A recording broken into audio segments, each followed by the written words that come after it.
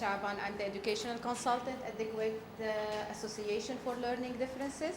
And actually, we're here tonight to go ahead through the Kald Award, the Kald Distinguished Teacher Award. As many of you know by now, it's it's organized with the Association of the Supreme Council of Planning and Development, the United Nations Development Program, and the Ministry of Education. This is our second orientation. This is not for the audience, it's for the recording. Actually, this is our, you're hearing me, sir? Do you want me to raise up my voice? Yes. Louder? Yes, that's better? Yes. All right. So this award is with the association of the Council, the Supreme Council for Planning and Development, the United Nations Development Program, and the Ministry of Education. And as you may all know by now, the award is around 3,000 KD for distinguished teachers. Actually, this is our second orientation day for how to use the Charlotte Danielson model and to fill the self-assessment form that is related with Kald Award. Before stepping into this and pass the microphone to Dr. Eileen, who will be conducting our workshop, I just would like to highlight a couple of things before moving on. The first thing, the objectives of our award, of Kald Award. There are three main objectives behind why we did decide to go on and start organizing such an award. First of all, acknowledging you as distinguished teachers, and you need all the acknowledgement in the world because of the hard effort you put, motivate you to keep on doing the best work that you're doing. But the most important, we had a purpose in our mind, is to promote self-assessment among teachers, how to do reflective teaching, how to think about their teaching, about their practices, and reaching a point that each one of you will be able, each one of us will be able to, each one of us will be able to design exactly the professional development needed. And instead of using our time or losing our time going from one lecture to another lecture, whenever we go through self-assessment and we decide exactly what are our strengths and what are our weaknesses, we will be able to design our own professional development. We would know what we need. So the criteria of the award is as any criteria in any international award. Excellent performance, effective techniques and practice, respect of students, effective relationship with students. So these kinds of criteria you will find in any international award. However, for us, we decided to use Charlotte Danielson to make it easier for you. Instead of giving you such criteria that are as broad as these, we thought, let's find out framework, let's find out defined criteria, defined standard, and let's help teachers whenever they would like to talk about their performance, about their excellent performance, they would know what they should talk about. So we decided to use Charlotte Danielson. As many of you know, it's divided into 4 components: planning and preparation, classroom environment, instruction, and professional responsibilities. And now Dr. Eileen would go much deeper in this. For us, these domains have skills that is related, that it does have components and elements. Each component and element is related with the skills in that particular domain. It's like sorting out the effective practices into 4 domains to help you fill the assessment form. So under each domain there are components, and under each component there are elements. These elements will help you as indicators whenever you would like to self-assess yourself, what to look at. For example, if you're in first domain, planning and preparation. Another factor that helps or that encourages us to use Charlotte Danielson is that it comes with well-defined rubrics. And so under each domain, and components, there are elements, and for each element there are indicators of performance, level of performance that goes from unsatisfactory. I think this needs, anyway, unsatisfactory, basic, proficient, and distinguished. So the teacher, whenever the teacher would go to the rubrics, you will go, for example, you're in domain 1, planning and preparation, or in domain 2, classroom environment, component 2, creating an environment of respect. There are 2 elements. What does it mean that you are, that your practices are unsatisfactory or they are distinguished?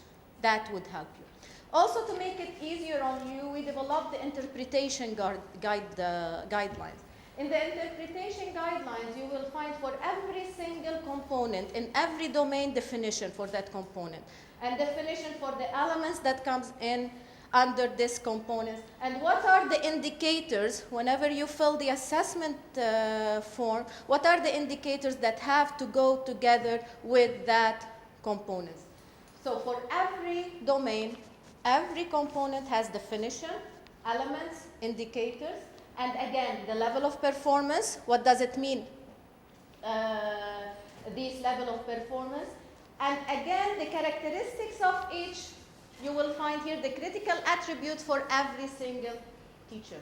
Actually, to be honest with you, when I was in schools before and a superintendent for a school, when we were trying to implement this in our schools, all the teachers would come up by saying that they are distinguished. They don't know exactly what's the difference between distinguished and proficient and basic. So this is to help you. What are the critical attributes for a teacher that have unsatisfactory practices? Or what are the critical attributes for a teacher that is proficient in his practices? Again, to make it much easier, we have the examples that goes for every single level of performance to make it much clearer what do we mean by every single level of performance. This is the self-assessment form that you are required, when you apply for the award, you are required to fill. The self-assessment form has the 4 levels of performances: unsatisfactory, basic, proficient, distinguished. And you have the essential elements there just to remind you that these are the essential elements that you have to write about whenever you are filling the domain, the components here. And then at the bottom, there are the indicators. So the indicators, you can see them in the interpretation guidelines that we went through in a minute. You can fill up to 1 page and a half speaking about this component. If you are in 2, for example, you're basic, or you are proficient 3, so you have to put 3 out of 4. This is the score. This is your mark here as a teacher, and the committee, again, whenever the committee will visit you and will do the observation and the interview, the personal interview, will also mark your performance level. It's 4 out of how many? 4 out of 4. It's 4 out of 4. So if you are distinguished, if you think that your practices are astonishing and you are really distinguished, so you will have 4 out of 4. The good thing is you don't need to be distinguished in every single component and domain to be considered a distinguished teacher. This is, I will repeat that, this is very important. You don't need to be distinguished in all the domains and the components to be considered distinguished. Or else, why the professional development paper or form is there? There is all the time room for improvement. To be considered distinguished, an educator will receive a final educator practice of rating of distinguished when 2 domains are rated distinguished with the remaining domains rated no lower than proficient. And if you will get 2 proficient, 2 distinguished, you will be considered as distinguished. So don't worry a lot about that. This is our timeline. I don't know why the remarks in the animation is not coming. Anyway, the orientation, we started the orientation already. So this is our second orientation event, and there will be another one in December 7 during peak conference, and another one on December 11 for question and answer. Dr. Eileen will conduct it also. Then you have the self-reflection. Whenever you are done of this workshop, hopefully, you will start working on your self-reflection, on the self-assessment form. This will be due on January the 1st, and you still have around 5 weeks, 4 or 5 weeks to fill it. Then after, you need to set your professional goals and present all your work to the Kuwait Association for Learning Differences. After that, the committee will join together and will go through your papers. Whoever will get by your scores after studying all the papers, the indicators that you provided along with your CV and the self-assessment form, we will decide whom of you will go to the second stage. In the next stage, there will be 10 to 15 people will be chosen. Candidates will be chosen. Those chosen candidates, we will go to your schools, we will observe them in their classes, and we will conduct a personal interview with them. Based on all of that, the committee will take their decision. Either you are among the finalists, the 3 finalists, the top, yes, or no. We hope that we will see you. I do have a letter of nomination with me. We will distribute it among you. We hope we have you all fill your nomination letter. We know that you are very distinguished. We know that you're worrying about your time. Don't worry. I suggest pair up as team and work on your self-assessment, and it wouldn't take more than 4 weeks to fill it. Give it a try. Thank you.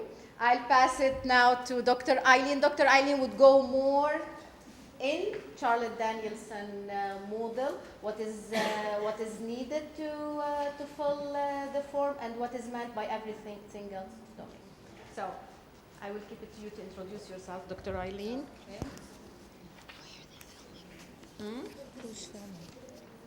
It's going on. Oh, okay. Get myself equipped. And I just want to start the video so it goes. I won't need it. Well, actually, I could do it during the break because I'm doing that after the break. I'll do the video after the break.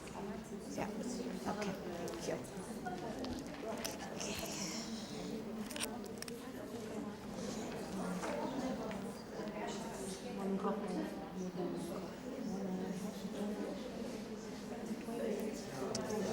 Good evening. Welcome. I'm Dr. Eileen Winokur-Elzaid, a very long name. I use my maiden name in some situations and my married name in other situations. So there are some people, because I've been here almost 30 years in Kuwait, some people who know me as Eileen Winokur and some people who know me as Eileen Elzaid. So just in case you know me already, now you know who I am. And if you're really interested in all of those names, you can ask me later on. The doctor part is new since May 2013. I earned my doctorate and was able to get hooded, and that was very exciting. Again, another story. That's not what you're here for. I'm very excited that Dr. Huda has invited me one more time, the second time anyway, not the last time, inshallah, to talk to you about the Danielson model and to also talk to you about the award. She told me that there are some people who are interested, but they're a bit daunted by the process, and what I'm going to do tonight is take you through the process, and I'm not going to speak for the next 2 hours. Obviously, you're here because you didn't think I was going to speak for 2 hours because you'd all be asleep by the end. We do a lot of interaction and a lot of discussion, and so you will be involved, and you may even get to move around a little bit, okay, while you're learning about how to assess yourself and to reflect on your own teaching practice, which is really what's the most important part of all this, besides the award, which is also a pretty neat thing too, okay? I have, like I said, been here for almost 30 years. I've been a teacher, I've been an administrator, I've been in KG, in elementary, in the college level, and I am bilingual, and so I understand the culture, I understand the teachers, have known Dr. Huda for almost as long as you're here probably, yes? And again, I'm very excited to be here this evening. So let's get started, because there's a lot to cover, okay? So, I always like to let everybody know, I work for a company, I'm the managing director and the founder of Specialized Solutions, and this isn't an advertisement. I just wanted to let you know that I do this as my job, which I'm really excited about now. So, when we start out our sessions, we always tell you where we're going. We give you our outcomes. We let you know what you're going to learn while you're here, and what you'll know when you walk out the door. Okay, so if I do my job correctly and well, this is what you're going to know when you leave. Okay, I'm going to give you a general overview, and we're going to talk a little bit about self-reflection. Was anybody here for the LDPA meeting? Attended the LDPA meeting? Good, okay, so I'm glad I included this part, all right? So we're going to go over what reflection is, because there's a lot of misunderstanding, and you know, we're all really busy as teachers, and so it's very difficult to find time to reflect. Even if we know how to reflect, we're always busy doing other things. But it's a very important part of what we do, okay, in order to grow. So we're going to talk about that. Then, as we go through, we're going to go through all of the parts of the Danielson model, all 4 domains, but we're going to pay particular attention to 2 parts, okay? It's actually element 1B. I misspoke with that. I'm going to talk a little bit about 1C, because I want to make sure you understand it. But the one we're going to look really closely at is 1B. Okay? And we're also going to look at, and its component, 3A. Okay? All right? And we'll go through it now, and I'll let you know. Okay. How many people are, let me get to know you a little bit. How many people are KG teachers? Do we have any KG teachers? Okay. How about elementary? Okay. Lots of elementary. How about middle school? Any middle school teachers? Good. Okay. And how about high school? Okay, all right, okay. Just so I kind of have an idea of where you're from, all right? Are you all from different schools? Yes? Okay, all right, good. Okay, well, again, welcome. All right, I wish I could go around and have you introduce yourselves, but I'm afraid it would take too much time. So let's get going. All right, so this is the part of the overview. What is the Danielson model? What is expected of me? What does it look like? Okay, the key concepts. And before we get to the Danielson model, which is a way for us to reflect, let's talk about reflective practice. Okay? So, reflective practice is a powerful tool for professional development and growth. Okay? Reflection leads to deliberate practice, which leads to expertise and refining of your practice. Okay? Reflection on action rather than reflection in action. And structured reflection is needed to enhance professional growth. So let's look at the first 2. Let's look at the first 2. Okay, reflective practice is a powerful tool for professional development and growth. Okay, and reflection leads to deliberate practice, meaning I am thinking about what I'm doing all the time. Okay, and that leads to becoming an expert, that distinguish that we're all looking for, and refining of your practice. All right. Take a minute, I'll give you 1 minute, and turn to the person next to you and talk to them about how reflection relates to those things. Look at those 2 statements and talk to each other about what they mean to you. And then we'll come back at it. I'll call you back. I'll raise my hand, and then we'll come back and we'll talk about it. Okay? So talk to each other. What does that mean?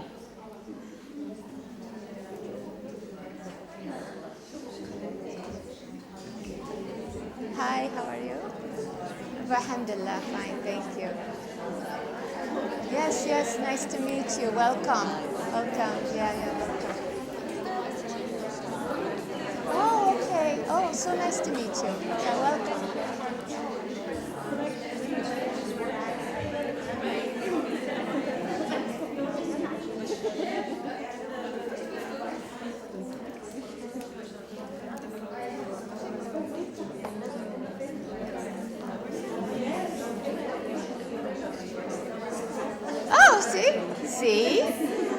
meant for you to come today.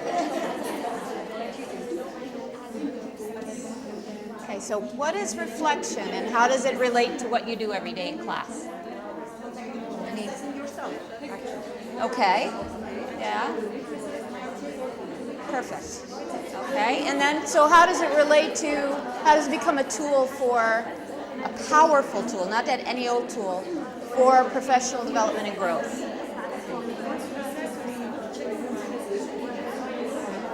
Okay, okay, and then you can set, perfect, okay.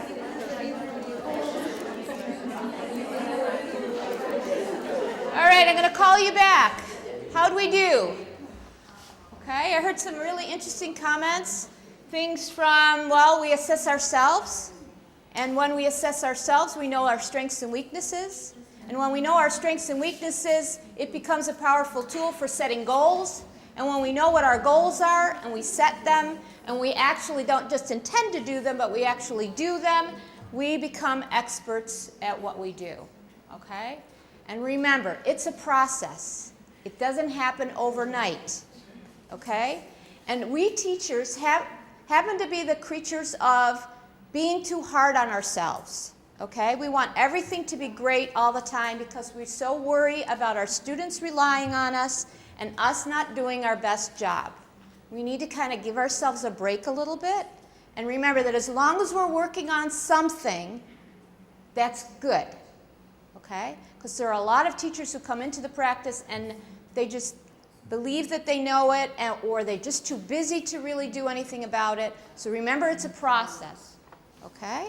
All right. So reflection is self-assessment. I heard somebody at the back say it's self-assessment. It's taking the time to assess how we're doing. It's the kind of thing that you want your students to be doing all the time in class. Okay? But in order to be able to do that, we need to have goals, structure. Okay? And we'll get to that in a minute. All right? We'll talk a little bit about reflection on action and not reflection in action. I went into it a little bit more the last time, but I don't want to dwell on it because I think there are a lot of other things we need to. That's structured reflection, okay? We'll talk about that in a minute. All right, so why do we reflect? We just said, all right? Now, that structured reflection that the award is using, and there are different models, so if in your school you happen to use another evaluation and growth model, that's great. But for this program, and because Danielson's model has that rubrics and scale, and it's laid out with examples and so forth, and was chosen by the award committee, that's the one that we're using for our structure tonight. Okay? So, how do we assess ourselves? Do we just kind of sit and talk to other people and say, gee, I'm doing this in class, but I have no idea if I'm doing it the right way, in a good way, the best way, in a research-based way? Okay? So what we need is structure. And structure is given to us by the Danielson framework or the Danielson model. Okay? And so, what does it have? The Danielson evaluation model has 4 domains. And you have those 4 domains on that paper. Does everybody have that half sheet of paper? Okay? So the 4 domains and 22 components are on that paper. Each domain has a certain number, and it varies depending on the domain. Okay? And we'll get into that a little bit.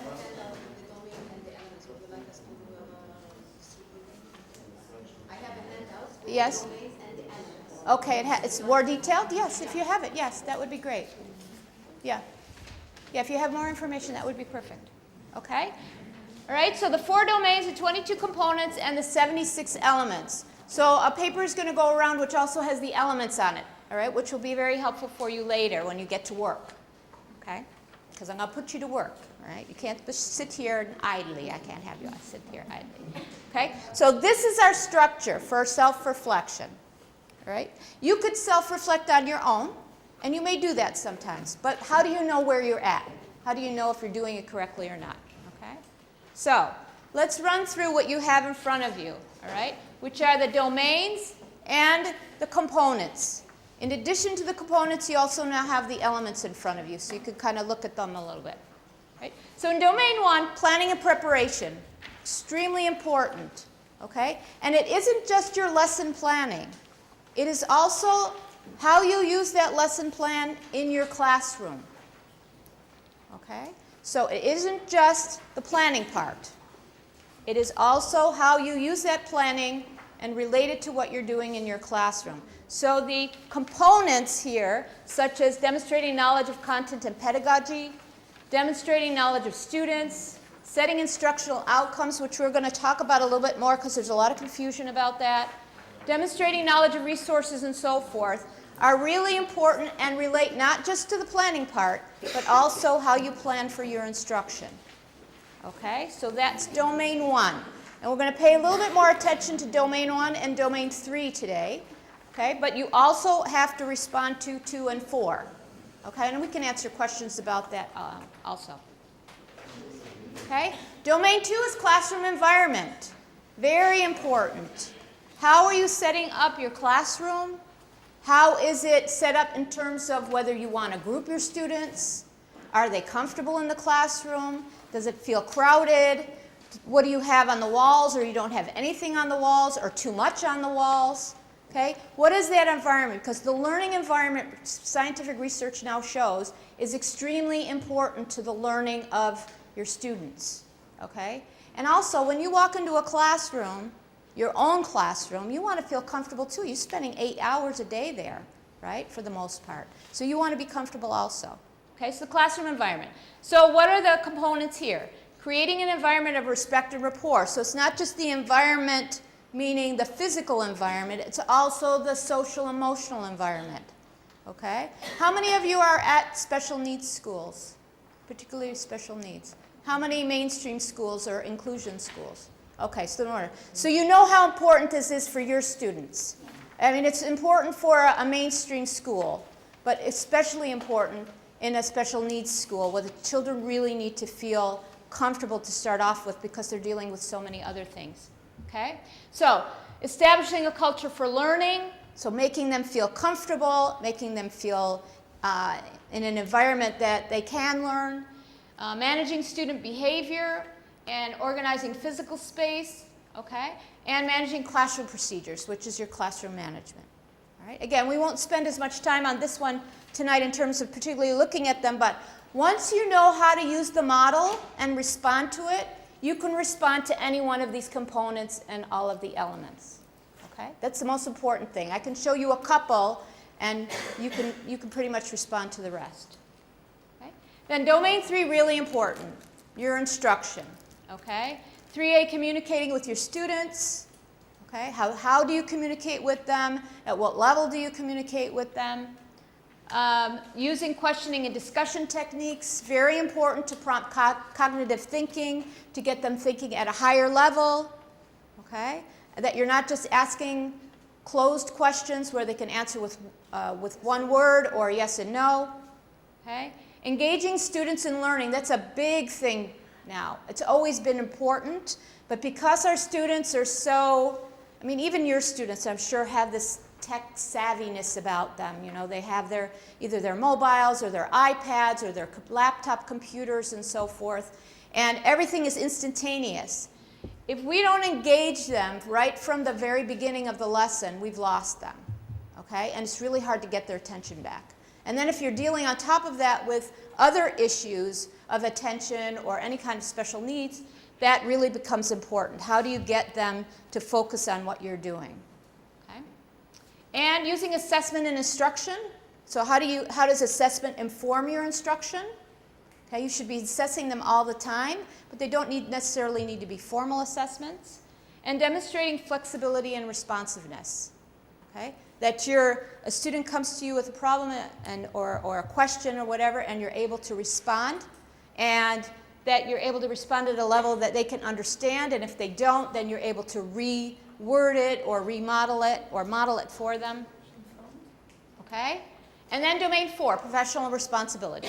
This is all the other stuff. Reflecting on teaching, maintaining accurate records, okay, communicating with families, and so forth. All right? Which are all, as you can see, the model is very, very comprehensive. It's every single part of everything that you do on a regular basis. Okay? And it gets you to reflect on each part of that. Okay. So, any questions so far? Any questions about, yeah? Can I just ask a more general question? Is Mhm. the it can be used in the college level, but I'm not sure. Each university and college is different about the way they evaluate or whether they evaluate. And then once professors have tenure, and yes, it's the whether they evaluate. But it can be used. I mean, just because I'm teaching college level course doesn't mean I did teach. I taught foundation level English, and I did all of these things. I was responsible for all of these things. So it could essentially be used. And even if I'm not evaluated that way, I personally could use it as a reflection. Absolutely. Absolutely. Absolutely, yeah. Welcome. Okay, any other questions before we kind of get into a bit more detail? Okay, so what I want to do is I want to focus on, and let me bring up, okay, I'm going to get out of this. Okay. How many of you have been to the website, the Kald website, and uploaded or taken a look at the documents that are there in order to apply or nominate yourself for the award? Have you taken that? Okay. All right. Do you know how to find it? Okay. Let's see if the internet's working. Is the internet working? Let's take a quick look at how to get it.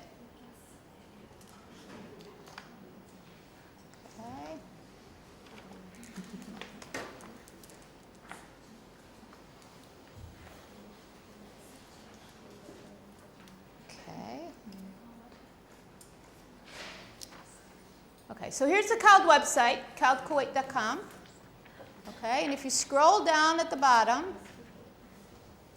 see this logo here? Can you see it at the bottom? You all see it? Yep. If you click on it, okay. Yes. For the Arabic version, Mm-hmm. at the top of the page, there is the Arabic version. It's stated there as Nasqa al-Arabiyya. Yes. Again, they click on that, Uh-huh. and they will go to the Arabic Okay. documents. Okay, so the Arabic documents are there now. Okay, the last time it wasn't. Okay, and see you have here, you have the award manual in a PDF file. You have the interpretation guidelines, which Dr. Huda talked about, right? The self-assessment form, which she showed you, which I'm going to show you both of these, okay? The interpretation guidelines and the self-assessment form, because those are the two paired documents that you really need in order to be able to do your self-reflection, okay? And the award general forms, those are just general forms for you, and I think the nomination form probably is part of that, okay? So you need to open up all these documents and get familiar with them. Don't be daunted by the fact that there's lots of pages, okay? We're going to go through it little by little to kind of get you adjusted to it, all right? So I wanted to show you that. Any questions about how to get here? Okay, all right, good. Okay, all right, I'm going to leave this open. All right, so first thing I want to show you is the interpretation guidelines. Again, you can get these on the website. Okay? These are available on the website. So I'm just taking what I got on the website. All right? And I picked 1B, okay, because I think that it really reflects and is something that you all can relate to, okay, in your daily practice. I wanted to pick a component that you'd be able to look at and talk about and think about personally and reflect on your own practice, and then be able to talk to each other about what that would look like on the scale. Okay? So what we're going to do now is we're going to look in more detail at one of the elements, but what I'm going to first do is take you through each one of them and talk a little bit about each one. Okay? So I went through it really quickly, but I think it would be really good to look at it in a little bit more detail.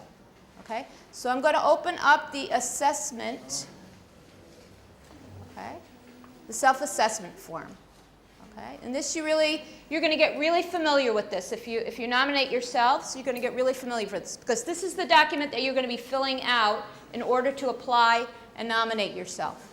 Okay? This is the one that's due by January 1st. Okay, so let me just go down here. All right, you'll see some general information, which is really good to read through. Okay, and then we have domain 1. All right, can you see it okay? Do I need to? I know some of you are sitting way at the back. All right? But you have the domains, you have the components, and you have the elements in front of you. Okay? And that's basically what I have up here, but it's a visual. So, all right. So, Dr. Huda talked about the scale. All right? You have four performance levels, sorry. Unsatisfactory, basic, proficient, and distinguished. Okay? And on the self-assessment form, you have a description for each one. So for instance, proficient, which is really where you want to be. If you can be distinguished, that's great, but you at least want to be proficient at what you do. Okay? So for proficient, for the first one, which is the knowledge of content and pedagogy, for proficient, it says, teacher displays solid knowledge of the important concepts in the discipline. So let's say you're teaching math, or you're an English teacher, or let's say you're a homeroom teacher. In general, at the 3rd grade level, you are aware of math, English, social studies, and so forth. Okay? All right? And teachers' plans and practice. Remember, I told you it's not just the planning, it's also your practice. Reflect accurate understanding of prerequisites. So basically what it's saying is you know what you're doing. Okay? You know what you're doing, you know how to plan for it, and you understand the subject really well. If a student asks you a question, you can confidently answer that for the most part. Okay? They may ask you something that you hadn't really thought about or in a way that you hadn't thought about it, but in general, you know what you're teaching. Okay? All right? Actually, each level of performance, it does have among it the essential elements. If you will look at the proficient or distinguished, you will see that they are highlighting the knowledge of the content, they're highlighting the knowledge of the previous relationship, and the pedagogy. Right. The approach. Yes. So if you just wanted to, if you didn't want to read that whole thing, but I think the explanation is helpful, especially in the beginning, but just to know what the elements are and what you're supposed to be focusing on in this particular narrative that you're responding to. So what are you reflecting about? It's those 3 elements. Okay? All right. So that's content and pedagogy. Okay, we're going to come back to 1B because that's the one that we're going to take a closer look at, that you're going to be discussing and trying to figure out yourselves. So get ready for it, okay? I hope you're ready. Okay, and then I really wanted to talk a little bit more about, oh, I skipped one, sorry. I want to talk about 1C. Because 1C talks about outcomes. Okay, and that's very important. Okay? Setting outcomes, okay? Setting student outcomes. All right. How many of you set or are required to set by your schools objectives? There are different objectives, outcomes for your students, and need to communicate them with your students. Okay? And I understand you're teaching special needs students, so the students may not understand completely what, initially anyway, what you're telling them. But they need to know where they're going. Okay? The research now shows that students who know where they're headed and can assess themselves on a regular basis and know how to get there achieve much faster and higher gains than students who are just taught every day in the classroom. But you can change the way you tell the students, because of that. You put them in student-friendly language, absolutely, yes.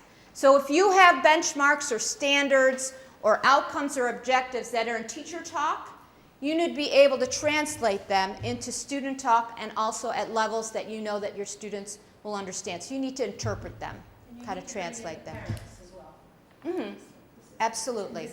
It's a partnership. Absolutely. But the students themselves, and perhaps depending on what level of special needs you're teaching, it may be a really important partnership, having them on board and making sure that they're reinforcing what you're telling them in school at home, okay? Especially if there's any kind of memory kind of issues or processing and things like that, okay? But students, no matter what student they are or what type of student they are, should know where they're headed. So for those of you who aren't aware of that or don't do that, then you need to assess yourself in that manner. Okay? That doesn't mean you are a bad teacher. Okay? It just means that either when you went to teacher's education school or whatever the reason why your school or your classroom hasn't emphasized that you haven't done it yet. Again, one of the reasons for this instrument is to say there are 76 elements, okay? And all of those things are broken down even farther, right? That's a lot of things for us to be responsible for in our classrooms, right? Yes? I'm not a teacher, I'm a behavioral specialist. Okay. This is what I do with my students. Mm-hmm. That when I make a behavior intervention plan for them, and I set goals and objectives for them, I do discuss it with my students that you are required to do this, this, and this. And after a month or 15 days, I want you to be here. I want you to see like this. Like I want this modification in your behavior. Perfect. So I discuss it with the students, with the parents as well. So even someone who is not necessarily a classroom teacher can also set those outcomes. Do you find that they're able to relate to them? Yeah. And that their growth is faster, or they're able to achieve those goals faster when you've spelled them out for them? 100%. Okay. All right? As a parent of a special needs child, my son is not learning difficulties. He's a lot more challenged than that. Okay. But when he knows he's doing the ASDAN program, he knows what he has to do, he's happy with that. Okay. Even at a very basic cognitive level, Yes. he's happy knowing that he has to get so far in ASDAN and whatever he has to do in ASDAN. Perfect. So I'm sure that children that are more cognitively able will benefit a lot more. Absolutely. Okay? So even those students who are cognitively challenged need those goals. Of course, you put them in the kind of terms that the students can understand, but it's almost a security blanket for them, that they know this is what is expected of them, and they're not there yet, but that's not a bad thing. They know, you tell them how to get there, and that's what they're constantly working on. That's very, very important. Yes, and you can do it, absolutely. It can be a visual, it can be several different things, but all students need to have those outcomes. Yes? Actually, in special need, every single teacher is asked to put an individualized educational plan that have all the goals for all the teachers. I believe that are here in the class. They do work on expectation and on goals Okay. in the individualized educational plan. Okay. How far So this they is even more discuss- important in a special needs classroom. How far they discuss it with the children, Right. with the students. This is another Okay. story to discuss. To Yes. talk about. And again, that's really important, but remember this is a process. So if you're not doing it, tomorrow you go in and you start doing it. And it's a cultural. Okay? Absolutely. Absolutely, yeah. Okay? But it's very important. Okay? It doesn't matter where we are. Okay, so that's 1C. All right? And quickly going through these, demonstrating knowledge of resources. Okay? So you see, they're all related. They're all in the same format. You have the general domain, which is domain 1, planning and preparation. Then you have however many components, okay, which are by the alphabet, right? And then within those components, you have your elements, which are also listed here on the self-assessment form. And then what you're doing is you're reacting to those components in a narrative, giving evidence for how you are, which supports what level you've chosen for yourself, okay, based on your evidence. Okay, so now I'm going to go back to B, okay, because that's the one we're going to take a look at. And I'm going to check my time. I'm good, okay. All right. Okay, let's see, where's B? Okay, so demonstrating knowledge of students. All right. This is what we're going to do now. Okay? You have this information. Okay? That's all the information I'm giving you right now. Okay? You need to, with either a partner or a small group, so you can move your chairs around if you want to make a circle. I would say no more than 3 or 4 in a group. If you want to just do 2, that's fine. Okay? You're going to discuss this particular component and its elements, and look at the scale, the rubric, and come up with teacher evidence. What would a teacher need to be doing if they were judged to be unsatisfactory? What are they not doing? or proficient. Okay, you're only looking at those two parts of the scale right now. Okay, so one more time. You're looking only at 1B. You're talking to each other, and you're talking about what would a teacher or students be doing in a classroom of a teacher who's unsatisfactory at 1B. Also, if they're proficient at 1B. Okay, so you have the descriptions. Okay, and you're coming up with teacher evidence. If I were to go, or you were to go into the classroom of a teacher who's unsatisfactory at 1B, okay, what would you see or not see? Okay, from students and teachers. If you were going to the classroom, or you were a teacher who rated yourself proficient, what are you doing or not doing? What are the students doing or not doing? Okay, and I'm going to give you about 5 or 10 minutes to come up with that, and then we're going to do something with that information. So make sure you're writing things down, and they could be bullet points or whatever. I'm not going to look at it, but you need to have it with you. Okay? And discuss it with your neighbor. No, if you were to observe a teacher, what would that look like?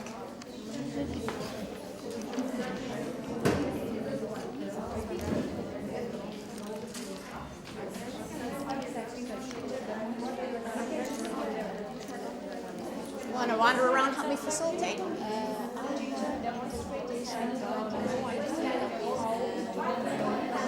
Yes. Yeah, remember we met. Yes. Okay. Yeah. Okay, I could come and talk to the teachers about it if you'd like to. Yeah, that would be great. Yeah, anytime. Thank you so much for your input. Yes. Picture. Photo op? Inshallah.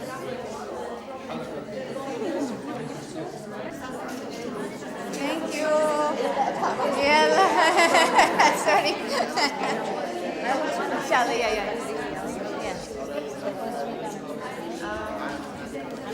Inshallah. So, what would we see with an unsatisfactory teacher who's not?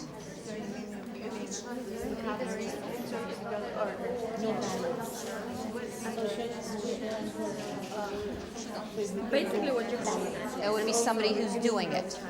Okay? Excuse me, how about if somebody's not doing it? They're unsatisfactory. What are they not doing? Particular to this. Okay, teacher doesn't know the culture of the student, doesn't care. Yeah, perhaps does things that are not very culturally, yeah. Okay, coming in the classroom in kind of a warm body. Okay, all right. Every subject and everything is taught in the same way. Okay. Perfect, okay. Okay, and how do you know that when you walk in the classroom, or if you were to judge yourself, what evidence would you be showing? How do you know that? Okay. Oh, you could do it as many times as you want, because it's not a gotcha model, it's a growth model. Okay? So just like for your students, you want to see where you're at the beginning of the year, the middle of the year, and the end of the year, and we want to see, maybe not on every single element, because that's overwhelming, but on the things that you've targeted for your own personal growth, where are you at, and then you assess them several times. Sometimes you reflect on a daily basis. That's what we should do. If we're going to go into our classrooms and make changes and reform what we do and get better at it, we need to be thinking about it all the time. As I always told my students, you need to hear it in your head. Okay? Once you hear it in your head, you own it. Okay? All right. Again, one more question. Yes? If someone comes in to assess you, and what's the assessed one do? This is very hard to see in one classroom that I do know my children, that I do know their culture. Absolutely. How would you assess that? How would I expect You might not even be necessarily doing some of these elements. So that the way you assess it is to be in the classroom more than once. Right. But remember, we're talking about if you were to go in to observe, but right now you're going to be using this to observe yourself. So how Okay? do I show that? Yes. Performing a show that I do. Over time, on a regular basis, do you do this in this way? Okay. Okay? So almost 100% of the time, Are you doing it at a proficient level, at an unsatisfactory level, at a basic level, or at a distinguished level? If you're doing it at a distinguished level, you better be doing it every day, all the time. You're almost a master teacher. Okay? But if somebody was going to come in and observe you, they would have to take several observations. And that could be a formal observation where they stay the whole period, or it could be informals where I come in for 3 minutes and do a walkthrough. Okay? Again, I'm not looking for everything. This instrument can be used in different ways. Okay? So, now that I've heard you've got kind of a handle on this, I want you to, and I was going to have one of you in each group go around and take information from the other groups, but we're kind of crowded in here. So I want everybody to stand up. It'll be a good time to stand up. We're going to take a break after this, but stand up, and I want you to find someone else who wasn't in your group. Go to them and talk about what you found or what you decided in your group. Okay? So switch off to another group and talk about it and see if you want to add or take away anything. Okay? Okay, find someone else who wasn't in your group and talk to them about what you discovered.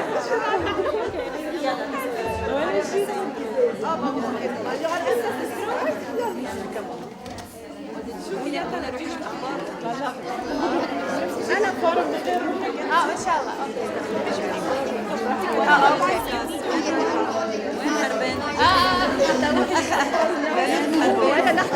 يعني تبي ترجمة؟ تصوير. اوكي.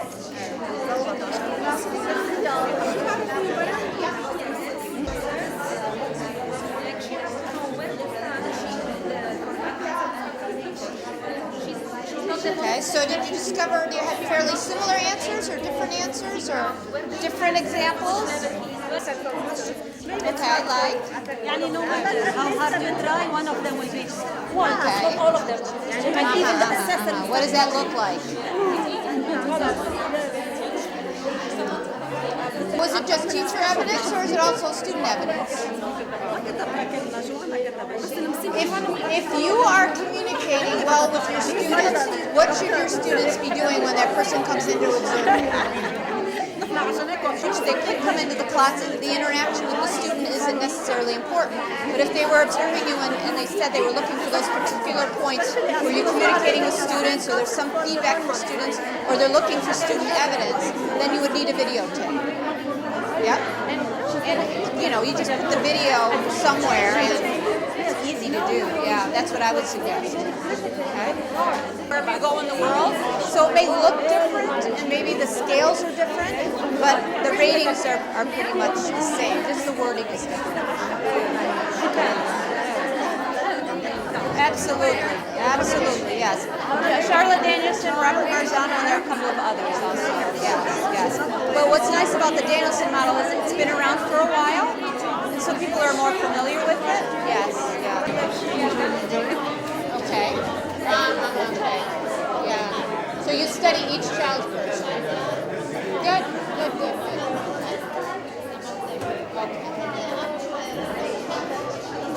Okay. So that information informs you to do what? Okay? So how does that change your practice or how does that inform your teaching? Okay? All right, I'm going to call you back. Have a seat. Okay? I told her, what about snowman? She was asking me ideas about the board. Okay? All right? Now what we're going to do is we're going to look at what Charlotte Danielson's examples are.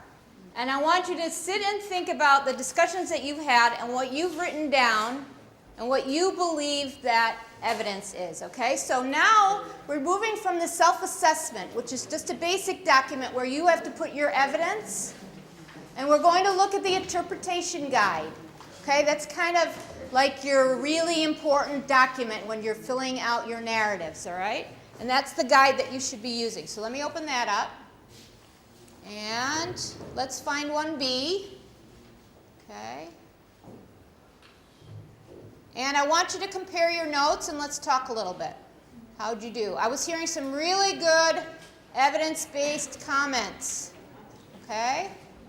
All right. And I know you can't maybe see it, so I'm going to read a little bit out for you. All right? Dr. Huda, if you have a couple of those copies now, if you wanted, I don't know, you have a couple if you wanted. I thought people would be closer, I so. can give it per school. Yeah, exactly. Okay? Okay, so this is what we had on our forms, right? This is the evidence we know, okay? But that's not what we're interested in now. We wanted the meat of the stuff, okay? And this is the scale. We had that already. All right, now what we want to do is look at the critical attributes, which are on page 6, okay? All right, let's see if I can make this a little bit larger. Those of you, okay? All right. Those of you at the back, can you see it a little bit better? I want you to look at the one on the left-hand side. Do I need to make it a little bit bigger? No? Okay. All right, remember, this is according to what you thought unsatisfactory in this component would be, right? Teacher does not understand child development characteristic and has unrealistic expectations for students. Okay? Anybody have that down? I heard comments about teachers really don't understand what they're doing or they teach everything the same way. Okay? So that would be one thing. If you judged yourself, and hopefully you don't, but if you judged yourself to be this at this level with this component, that's what it would be. Okay. How about teacher does not try to ascertain variability levels among students in the class? So the teacher comes in and teaches to the middle, whatever that is.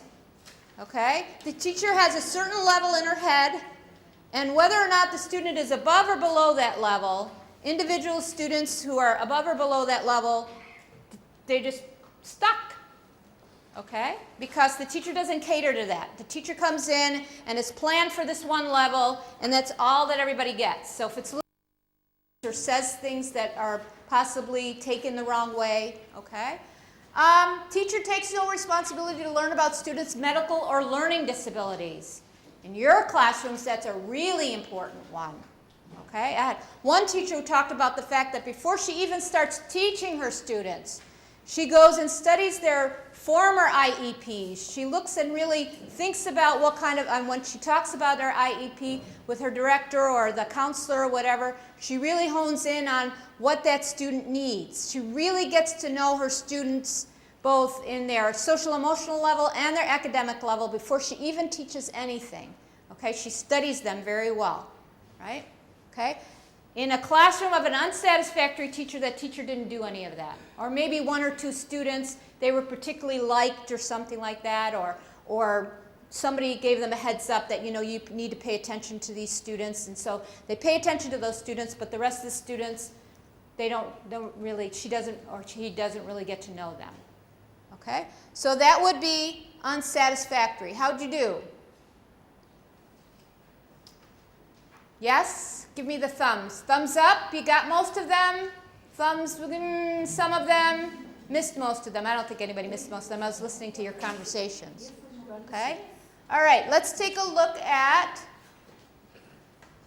oops, not going the right way. Okay. Okay, we want to go across to the proficient level. Okay. Let's go over to proficient. Okay. Yeah. Sorry, I just need the cursor. Okay. Sorry. Technical difficulties. Okay. All right, so this is proficient. This one on the right-hand side now. Can you see it? Teacher plans his lessons with 3 different follow-up activities designed to meet the varied ability levels of his students. Okay, I had one group talking about the fact, or several groups actually, who said a teacher who's really not doing this well is coming in and teaching all the students all the same. And most every subject all the same. They're offering the same kind of activities, or they're lecturing, or whatever. Students are not really engaged. Remember, we're looking not just for your own teacher evidence, but what should the students be doing, or what are they doing in response to what you're doing in the classroom. Okay, remember, there's 2 entities in the classroom, so we need to look at both. All right? The teacher plans to provide multiple project options. Students will self-select the project that best meets their individual approach to learning. Okay, no, I'm on the wrong page, I think. Wait, sorry. went down too far. Let me see which one. Yeah, no, this is right. Okay. Just want to make sure I'm giving you the right one.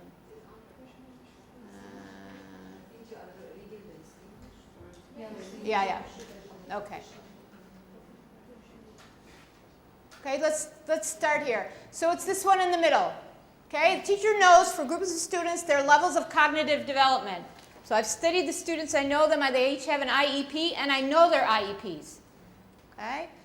The teacher is aware of the different cultural groups in the class. The teacher has a good idea of the range of interests. I heard somebody also say that. They really want to get to know what hobbies the students have, what kind of interests they have, you know, their whole child.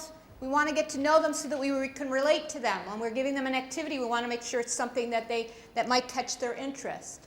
Okay? The teacher has identified high, medium, low groups of students within the class, so they know them that well. The teacher is well informed about students' cultural heritage and incorporates this knowledge in their lesson planning.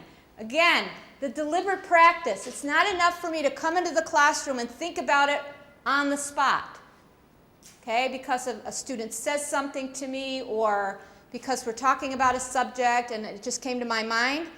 It should all be planned for. Certainly things come up and you have to enact them on the spot, but if you're thinking deliberately and practicing your craft deliberately, then you're thinking about it in your planning. Okay?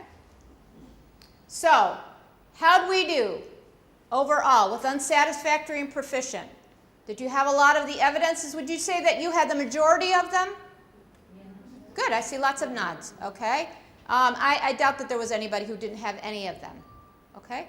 This is the process that you need to go through. And we're going to go through one more element in a different way, okay? After the break, we're going to observe a teacher in a video, and we're going to observe that teacher and rate them on a particular element.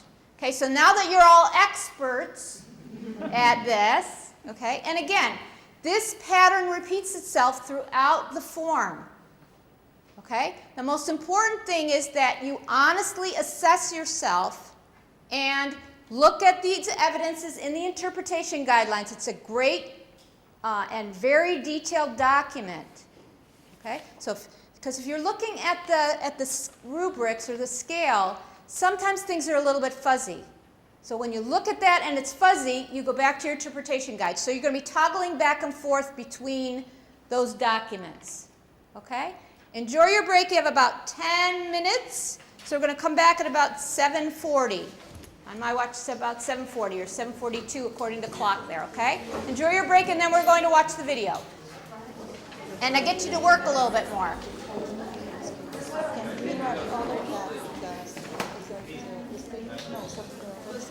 Proficient. Which I should have every time anyway. All right. So welcome back. I hope you had a chance. I saw you interacting and everything. That's always great. Networking is one of the most wonderful parts of professional development in these sessions. So I hated to bring you back, but this is really important also. So the next component that we're going to be looking at, and elements, just as an example, remember they're all the same, not in content or not in what you're looking at, but in the way you're going to react to them and the scale. Okay? And the evidences are slightly different and so forth. But this one we're going to look at is is component 3A. Okay? And the elements of 3A, and it's communicating with students, which is extremely important and quite broad. Okay? But what we're looking at here in terms of the elements is expectations for learning, directions and procedures, explanations of content, and use of oral and written language. Again, this is by the teacher. Okay, there's still student evidences, but this particular, the elements pertain to what the teacher is doing. Okay, if we go into the class, the teacher needs to be doing these things. Okay, now, let me show you the scale, and on your paper, I think with the elements, you probably don't have the information. But let me just run through the scale. Let me see if I can get that for you really quick. Okay. Because what you're going to be doing is you're going to be assessing this teacher. just for this element. I had somebody ask me, well, you know, there are a lot of things that I have to be looking for. And then if somebody comes in to observe me, they might not see that at a particular time. Well, that's why they need to come in multiple times, okay, in order to be able to see everything. And they should only be looking for certain things when they come in, okay, because you're not going to be doing everything all at the same time. Okay, so 3A.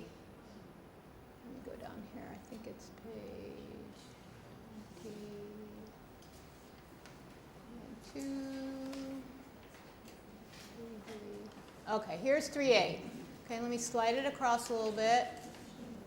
Okay, and for those of you who can't see it, let me read it to you.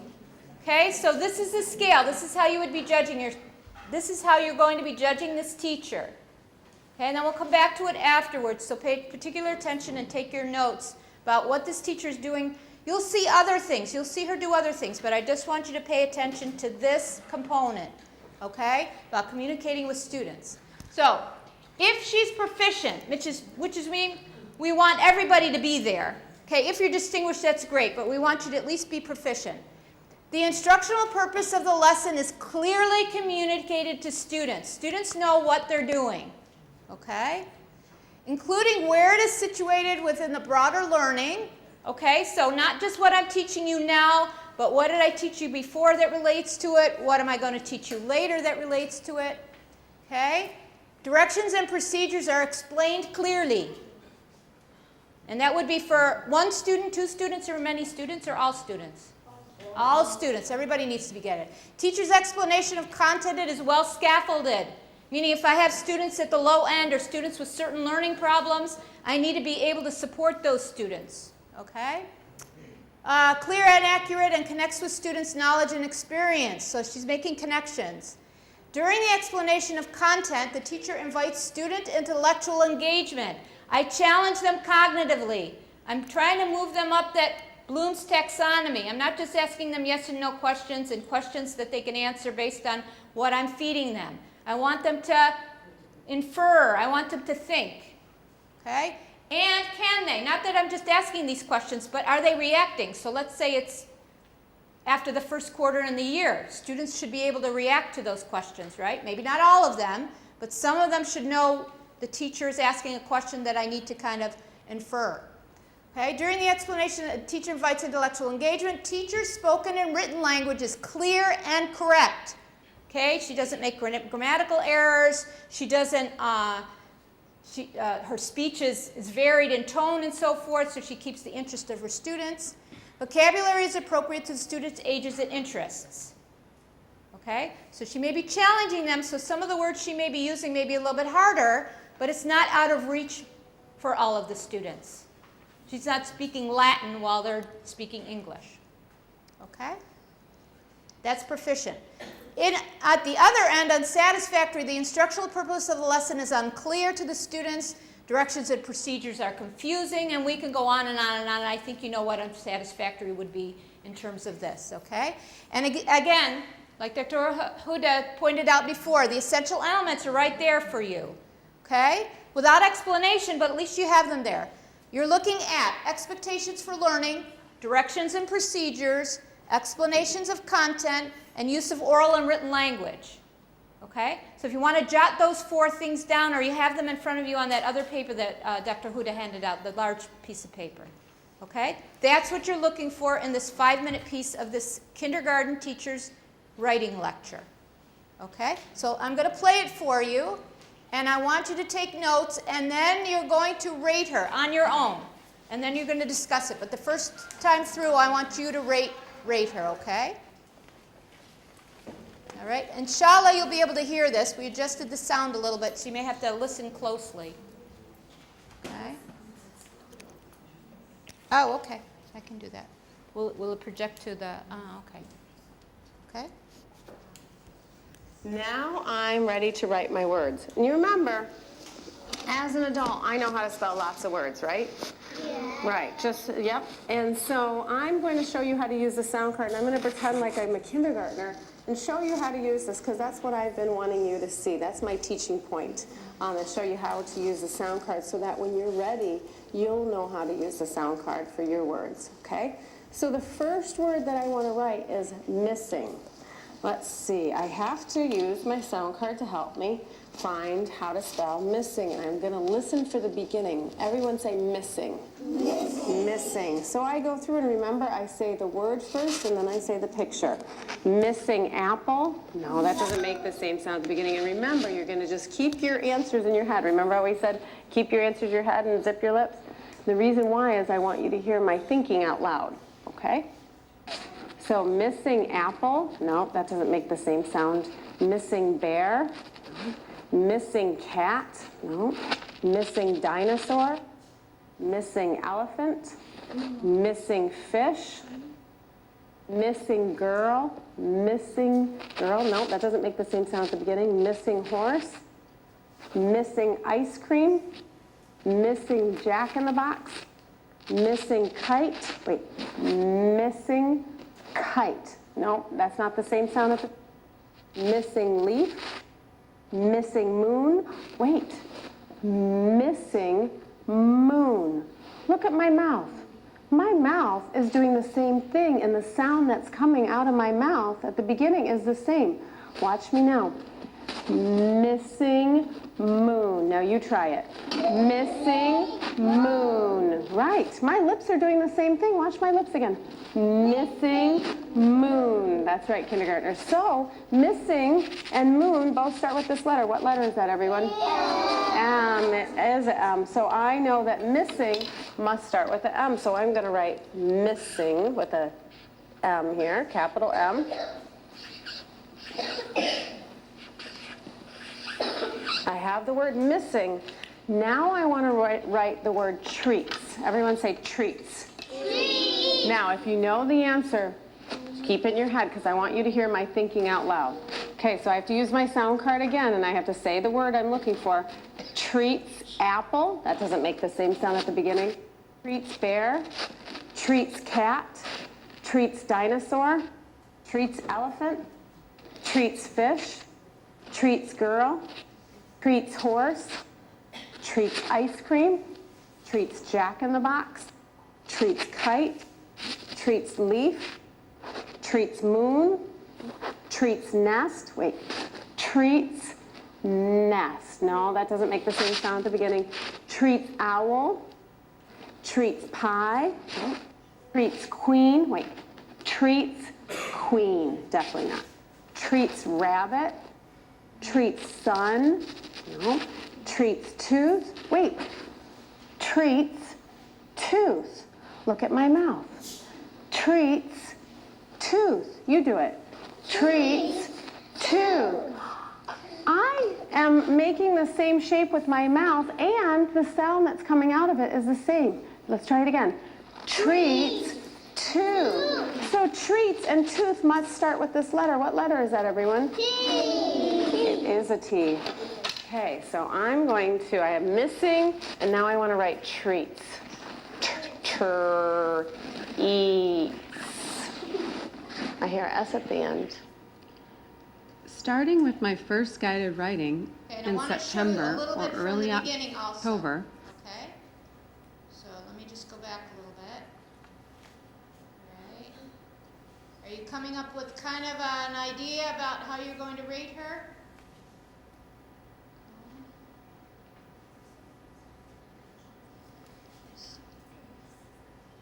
Okay. All right, let me give you a little bit of background about what she's talking about. This teacher has a dog, and the dog has done something kind of mischievous, and she's got a mystery going on here when she goes to her house. Okay? And so she's trying to figure out, and evidently during the year she's talked to her students about her dog and about the different adventures that either make her happy or sad or surprised or whatever. Okay? So what she's doing now is she's talking about this adventure of this mystery of the dog. Okay, let me see if I can catch it at the right spot. When I came home, this drawer was open, and there, in this drawer, are treats. This is all part of the same You know what lesson. kind of treats? Dog treats, that's right. That's right. And there were dog treats, and there were dog treats all over the place. And I came home, I'm like, what is going on? I couldn't find Romeo anywhere. So then what I did is I went in each room and I was looking for him. Couldn't find him. So I had to solve the mystery of who took the dog treats. You think you know who did it? Romeo. Romeo did it, that's right. I found Romeo, and look, you know how I told you Romeo is really small? Romeo was not very small this time. Romeo looked like this.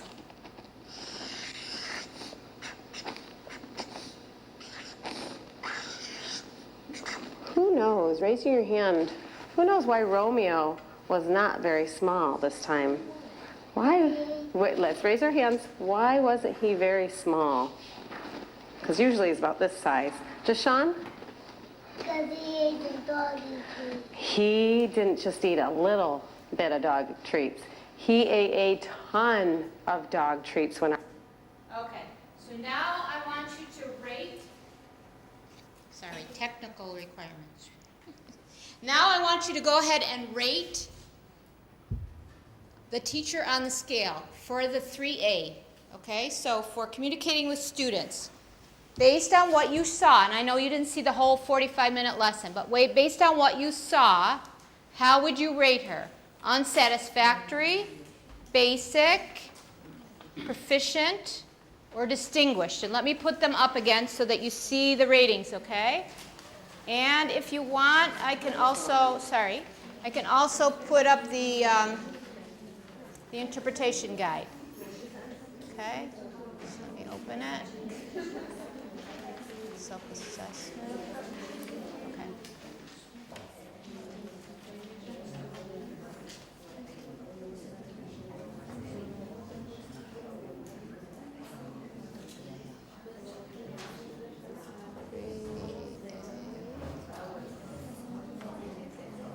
Okay, and once you've made a decision,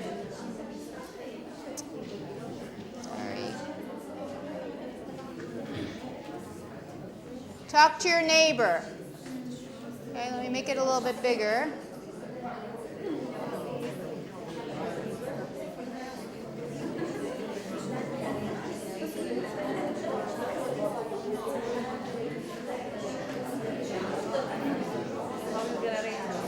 Okay, and if you can't see, you can come up here. Okay, so just 1 second. I want you to discuss the rating and see if your neighbor has the same rating. And be sure that you defend your rating with the evidence from what the teacher was doing and what the students were doing. Remember, that's very important. It's not just what we think, it's what we saw based on the evidence. It's the same thing that you would want if somebody came in to observe you. You would want them to tell you specifically what they saw and why they rated you that way. Okay? And if it's different, let's say you said basic and the other person said proficient, why, and then come to a decision. Okay? And let's see if we have everybody in agreement at the end. You have 5 minutes.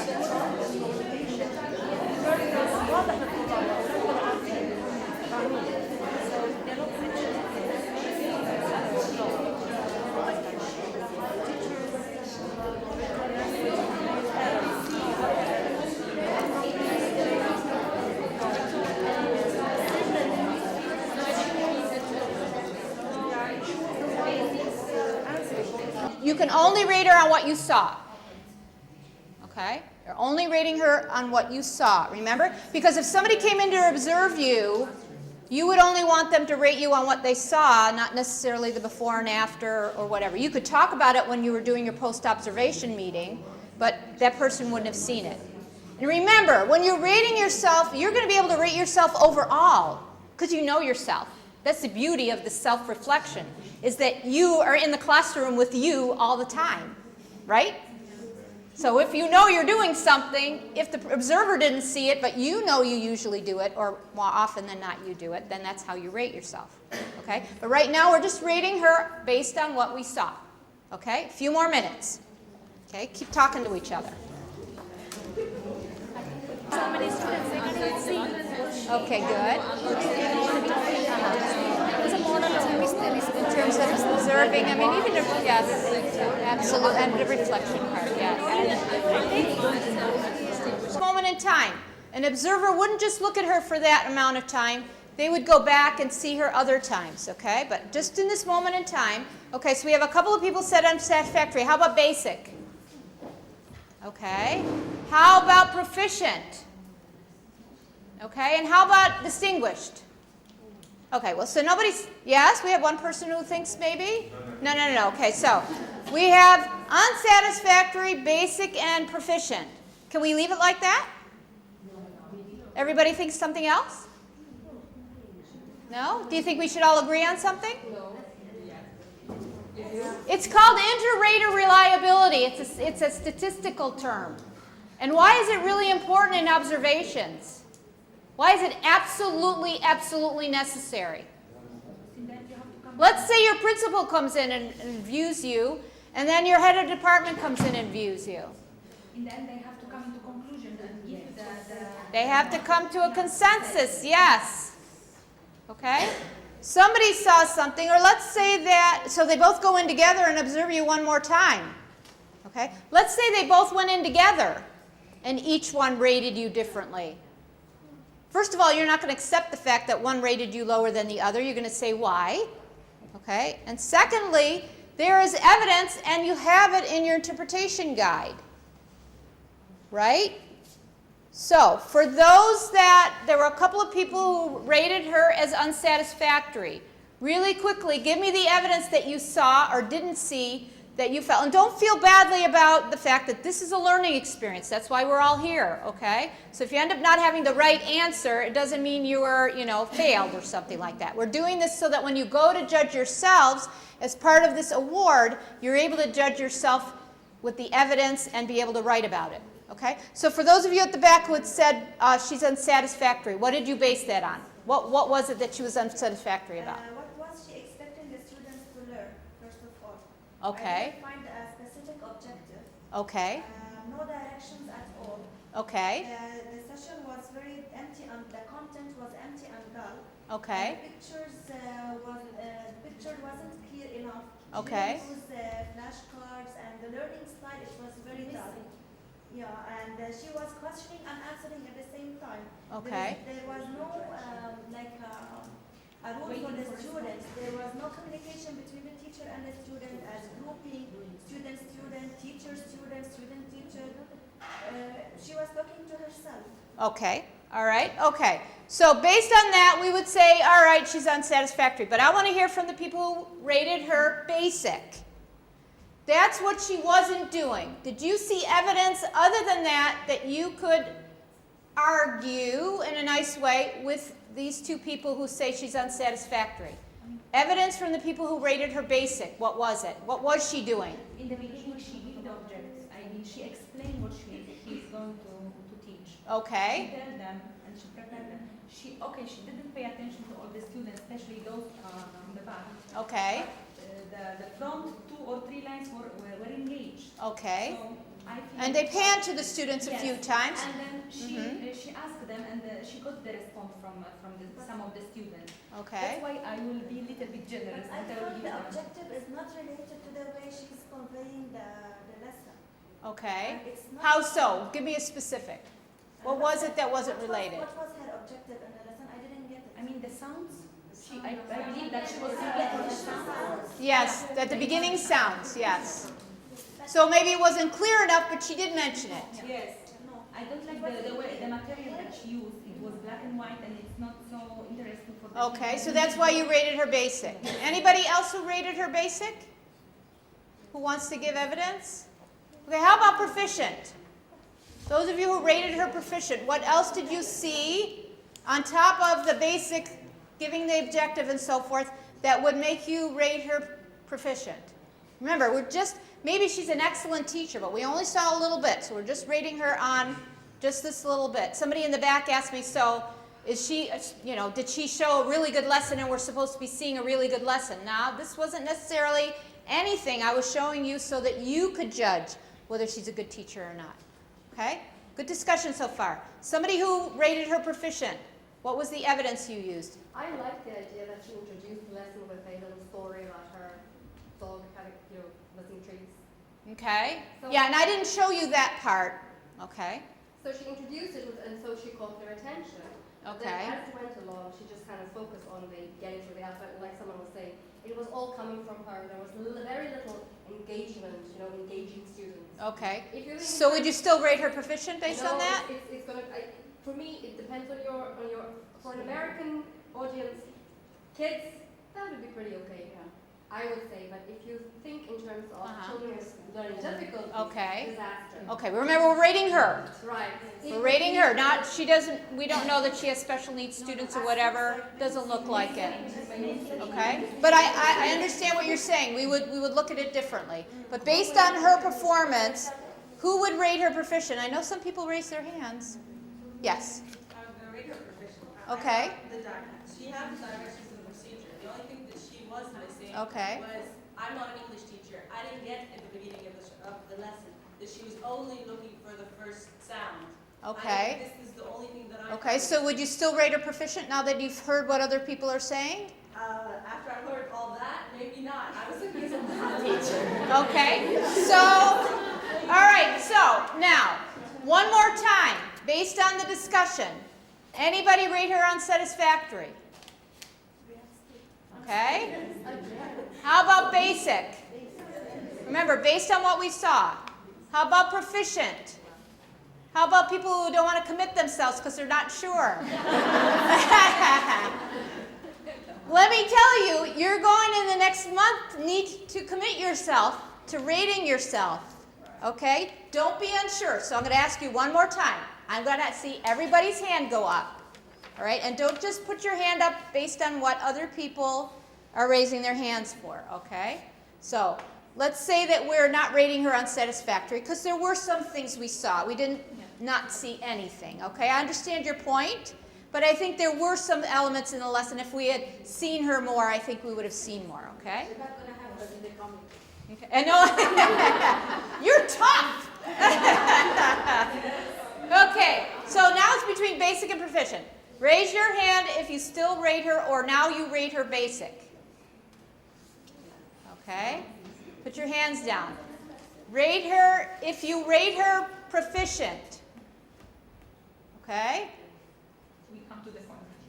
People who didn't raise their hands. Overall, what you saw. Okay, Dr. Huda, how would you rate her? I'm going to put you on the spot. Just from what we saw, how would you rate her? She's in between basic and proficient, actually, because we can't say that she's unsatisfactory. Her level of performance can't be seen as unsatisfactory. Okay. Because she was able to catch their Right. Their attention. Right. Yes, I do agree with what now. Yes. Now, Yes, very good points. Everybody shared very good points. she didn't Yes. ask everyone's opinion. She didn't ask everyone to be engaged. Right. And there were some students fiddling and kind of losing interest or whatever. Yeah. I would like to be very firm. I would go to basic more than proficient. Okay. Because even when she was explaining the sounds, the first sound of that she was doing the job all the time, not the kids. Okay. And when she was reaching the m or the ch sound, she was the one who saying, yeah, this is it. Yes. Yeah, she was more Okay. So now, because remember, this is iterative reliability. We all have to agree. How many of you say basic? Okay. A few more. How many of you say proficient? Okay. That's okay. That's all right. Why proficient? I think it's important that we hear this because this is the discussion that you're going to have in your head and also with your colleagues about how you're doing. Okay, can I talk Arabic? Inshallah, yeah. We'll translate.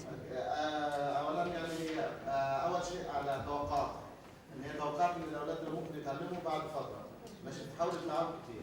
ثاني شيء هي بتستخدم يعني هي استخداماتها للوسائل ما كانش بالشكل اللي هو المناسب بس استخدمت الوسائل.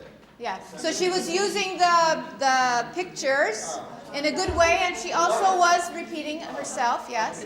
لاحظت في بدايه في اول حصه يمكن في اول درس يعني لو شرحتي ان في اولاد كانوا في اولاد يعني مش موجودين معاهم في الحصه. Okay, so there were some students at the beginning who weren't engaged. بعد كده في الحصه اللي هي سالت فيها اسئله كل الاولاد هم جاوبوا معاها. then she was able to catch their attention. Okay? التوقعات اللي هي كانت بتتوقعها يعني نجحت فيها في الأخير. Okay. But I think if you remember, I showed you the second part first and the first part last.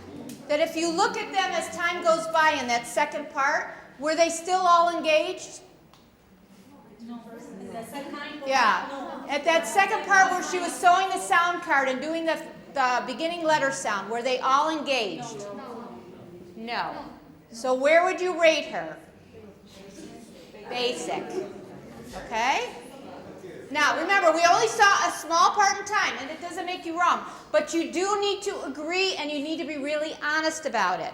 Okay? So if we were to sit down and give feedback to that teacher, you would all have the evidence about why you rated her that way. She would have the right, and all of you do too when you're in a post-observation meeting, to say what you didn't see was this, this, and this. Okay? Or normally this, this, and this, but this child wasn't feeling well today. He had a fever, he came to school, the parent gave him Panadol or whatever, and he was kind of distracted, but usually he's involved. Okay? But based on what we saw, that's all we can go for. Okay? All right. Here, if you would like to look at that component exactly, and that element, and Yes. that component exactly, we're looking at communication. Yes. So that you would drop right away to basic. Yes. But if you're not looking at the instruments that are Yes. using and what so on, you're looking just at. And the fact that all students weren't engaged all the time. Okay? Or the majority of the time. There should be more enthusiasm. Yes. Interaction, Yes, yes. Variation and Yes. Yes. And somebody mentioned something about not necessarily them sitting on the carpet, but the fact that they were all in one position the whole time. You figure that this was about 10 minutes or so, you would expect them to begin fidgeting.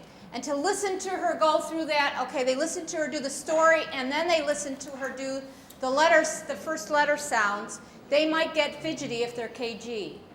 Okay, so even that. So we rated her basic, we all agreed you did a great job. Congratulate, give yourselves a pat on the back. Okay, now I have a little bit of time, and so does Dr. Huda, for questions and also to hand out the nomination forms. So any questions about what we went over? Remember, the whole form is the same format, but each component and element, set of elements is slightly different. But this is the way, and you know the evidence that you put down, you judge yourself, and you write the evidence. Okay? So any questions? Dr. Huda. No, if you send it already, that's fine. If you sent it once, that's fine. I just would like to address the people, the teachers who are still reluctant. This is a process. This is not an activity. And our aim is not to get the award.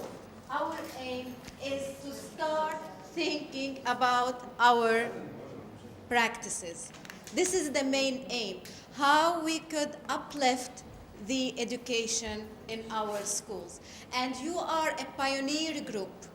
If you are able to do it, you will pass this to the teachers in your schools. And to make it easier for you, as I said at the beginning, pair up with one of your colleagues. I would suggest that 2 of you would apply. Don't apply on your own from one school. 2 or 4 or 6 or 8. Because did you see how it went whenever So helpful when you're collaborating and you're discussing. Exactly. See how much you learn from each other and how much we gathered from the whole group. And that always happens when I work in groups. So even though if you wouldn't get to the finalist and get the award, you would learn a very important tool that would help you and help your students. For a long time. It's kind of a lifelong thing. So don't hesitate. If you didn't do it properly this year, this is going on. You will make it next year because you will be doing the process and you will get familiar with it. And you'll be way ahead of anybody who just doesn't. So give it a shot. And yeah, it will take from your time, but this is an investment. This is a good investment for your time. And you should be doing it anyway. Now you're just writing about it, which you should be doing also. Those of you who like to journal or whatever, it's a great way to reflect. They actually encourage you to do that. So I'm going to pass this. I would hope that I would receive, if we're here 35 people, I would hope that I would get 35 nomination letter. And if you've already nominated yourself, you don't need to nominate yourself again. Because you're here, that means you're able and you're distinguished. Or you wouldn't give that time to come and sit and listen to something that would enrich the knowledge that you already have. So now they have to give themselves a pat. Absolutely. Because they're Yes. here. Yes. Or you came just for the snacks. All right, I will pass this, and if you still have any question, please go on. Ask. Yes. I'm here just to develop an application for practitioners. Okay. So I can use everything you talk about. Absolutely, it's all available. So that was why I'm here. Actually, And encourage them to participate. Go back and take some forms with you and encourage them to participate, inshallah. actually, one thing, all these information and YouTubes and whatever you would like, if you'd like more information about Danielson, they do have danielsongroup.com. So you may get tons of information on the website. And this is why we really go for Danielson, because it's available. It's very reachy. You can just have it whenever you have a glance about how it's used. You may be going on and use it in your schools. This is what we need. We need to reach a point that this model or any other evaluation model is adopted in our schools. For teachers to evaluate themselves, not having their superintendent or their supervisors coming in for half an hour seeing what they're doing. Yes, you're good. No, you're not. Remember, the powerful tool. Remember, powerful tool. It empowers you. This is your empowerment. You should all want to be empowered. Any other questions right now? Okay, I look forward to seeing you in a couple of weeks when you've started filling out your forms, inshallah.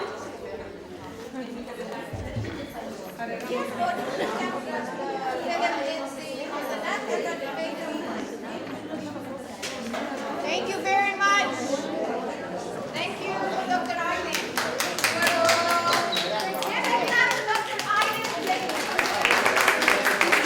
My pleasure. You're welcome. يلا إن شاء الله.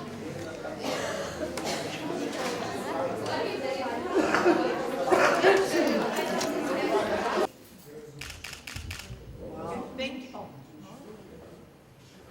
We need to waive or something? Okay.